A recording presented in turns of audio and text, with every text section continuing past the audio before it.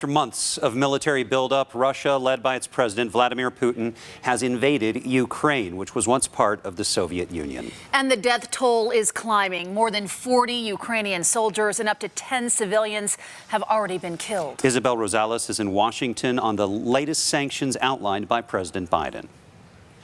President Joe Biden unleashing several more crushing economic sanctions against Russia, saying they're designed to, quote, maximize long-term impact on Russia and minimize the impact in the U.S. and its allies. The United States is not doing this alone. Biden says the new sanctions will block 4 major Russian banks from the U.S. financial system, freezing their assets. We will limit Russia's ability to do business in dollars, euros, pounds, and yen to be part of the global economy.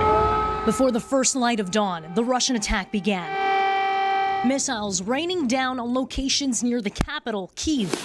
Stunned Ukrainian families taking cover in subways turned bomb shelters. They actually attacking in our neighborhood, and they're making us feel insecure and very unsafe.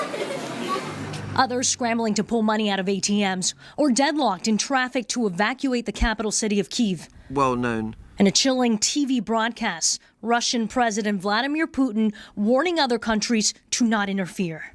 Russia's response will be fast and give you such consequences you will never face again, and you faced again in your history. Biden unfazed in his response. Putin is the aggressor. Putin chose this war. And now he and his country will bear the consequences. In Washington, Isabel Rosales. Utah's congressional delegation is reacting to the invasion. All condemned Russia's actions. Senator Mike Lee tweeted, "The horror of war has again shown its face in Europe. Putin's cruel attack on the people of Ukraine is a gross breach of sovereignty. I condemn this violence and evil and pray for the people of Ukraine." Senator Mitt Romney wrote in part, quote, "The people or the peril of again looking away from Putin's tyranny falls not just on the people of the nations he has violated, it falls on America as well. History shows that a tyrant's appetite for conquest is never satiated."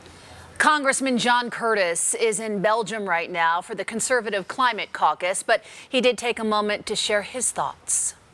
The mood is somber and almost surreal, like this can't be happening. But it is happening, and those in Europe know that this has heavy consequences for them and really for the rest of the world. And at no time is it more important to stand with our brothers and sisters here in the European Union.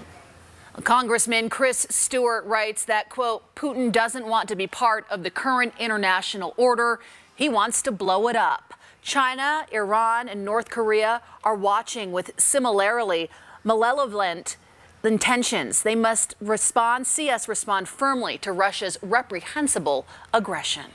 Ukraine is not one of the countries Americans grow up learning about, largely because it was part of the Soviet Union for most of the 20th century. But it is a far more significant country than Russian President Vladimir Putin has suggested in his speeches this week. University of Utah professor Marjorie Castle is an expert in Eastern European relations. She was our in-depth interview on Live at Noon, and she pointed out that Ukraine doesn't just have a rich history, but its modern democracy has been has become more stable and less corrupt, especially after their last presidential election, where the incumbent lost and stepped down. Ukraine has had this peaceful transfer of power. It has significant freedom of speech, freedom of association, and rule of law. Ukraine is the second largest country by landmass in Europe, with Russia being the largest.